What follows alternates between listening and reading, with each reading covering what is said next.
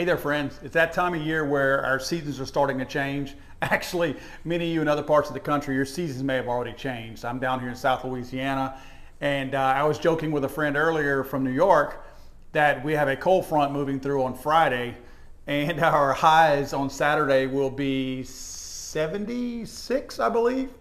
And he laughed and he was like, "We've got a cold front coming through, and y'all's cold front's giving you temperatures of 70s. Yes, South Louisiana, it's life down here and we love it down here.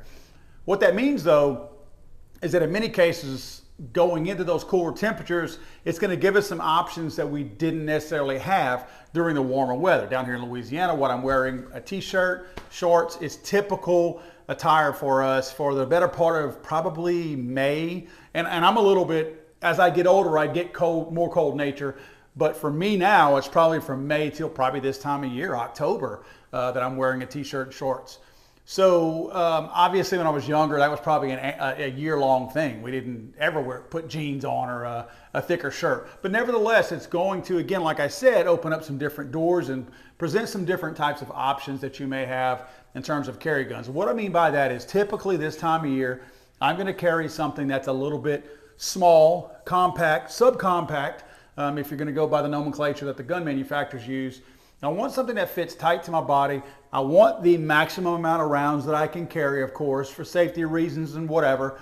But I also don't want to have it to the point where it's pulling my shorts off of me, because obviously jeans, denim, in many cases, that's going to be a little bit more durable. Even with a belt, it's still going to pull if you're wearing shorts or something like that. So I try to not only do that for the purpose of concealing naturally, but also I want to make sure that my gear can hold up my gear. Then on top of that, we have our bellies that the older we get, the bigger our bellies are. So it presents an even different type of option for you. Again, where those winter clothes are going to be a lot more forgiving, if you will. During the summer months, you're not going to find me wearing, for sure, not a full-size firearm in most cases. And again, on construction sites, I might be wearing jeans, so I might be able to get away with it. But again, it depends on how your shirt is going to fall on you and fit on you. If it's a somewhat of a loose fitting shirt like this one is, I can get away with it. You know, I could get away with, you know, the bigger my gut gets, the more it's going to tighten that shirt up. So obviously you want to gauge that. And I joke about it, but it's true. You know, people that are much bigger than me on the midsection but don't need all that additional cloth up here, they may wear a certain size shirt like a large, but down here it should actually be an extra large. So if you're wearing a large where it fits you good up here, it's going to pull it pretty tight down here where you're going to be able to see that gun would certainly be printing on the side. So many things to come into play, but I like the winter months. The winter months are going to give me the chance to wear a compact, which is that mid-size, or a full size. I'm going to get more of a round count. The benefit, obviously, of having a larger firearm is going to be that round count, but also the control of having more of a platform and a frame and everything to rest your support hand and your main hand on. Maybe you have the thing liking the pinky finger being on there, and the subcompact doesn't give you that option of resting that pinky finger on the bottom side of your grip. So a whole lot of things to come into play. One thing that a lot of people don't think of very often from, I guess you would call it a science standpoint, and I'm no scientist, I'm just speaking from experience. The darker your clothing, the more light it absorbs and less that it reflects.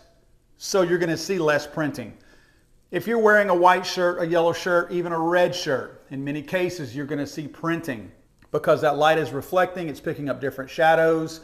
The shadows are a lot more prominent on lighter colored clothing. So where a firearm grip might come up and over, you're more than likely going to see that darker color, that shading, if you will, from the shades, from the printing.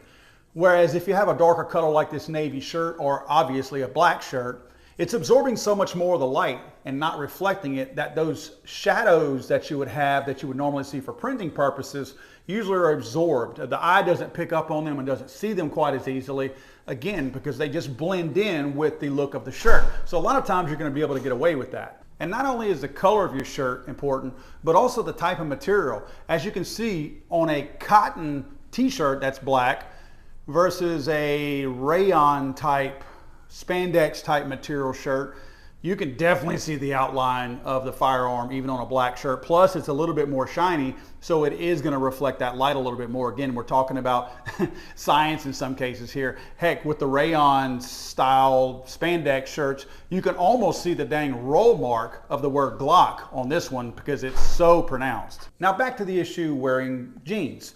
If you're wearing denim, that's going to give you a lot more options as far as having that strength. Your gun's not going to pull off of you. You're going to see a lot less of that. And again, guys, in most cases, I'm an inside waistband person. Even during the winter months when I don't necessarily need to be inside waistband, I still am. It's just a comfort thing. I feel like that if you go changing your type of holsters too much, the training that you have probably acquired at that point for that particular holster now is out the door. It does matter how your holster is fitting on you if you're needing to get it in a pinch and really have to use it. So my recommendation is obviously if you're an inside waistband guy, stay inside waistband all year. If you're an outside waistband guy, then do that as well. I just don't feel that changing things up is ever a wise move whenever we're talking about a tool that could save your life. Muscle memory is going to be a thing, if you will. So guys, that's the biggest thing I want to mention to you is that we are getting into those seasons where you're going to have the more options that are going to make it available to you. A whole line of different types of firearms that you want. Heck, if you want to carry a revolver, you can get away with it this time of year as we move into those colder months, cooler months. If you're up north and you don't think it's cold, cold to me is cool to you, or probably not even cool. But again, I think materials are a big deal.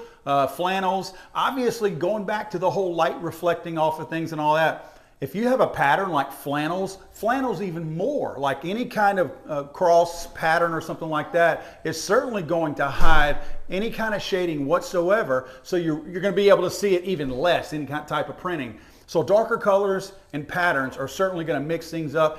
Those patterns are actually going to camouflage it, so to speak, if you will. And camouflage would do the trick too, but it's going to camouflage the shading. You're not going to see it when you're wearing something. So you still want to stay away from tight-fitting clothes. You want to go with those baggier clothes, especially as the size of that firearm is going to grow in size.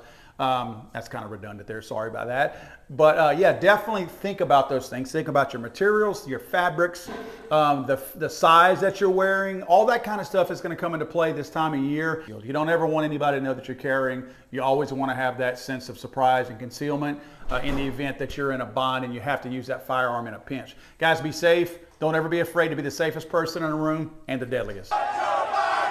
Let's go, Brandon.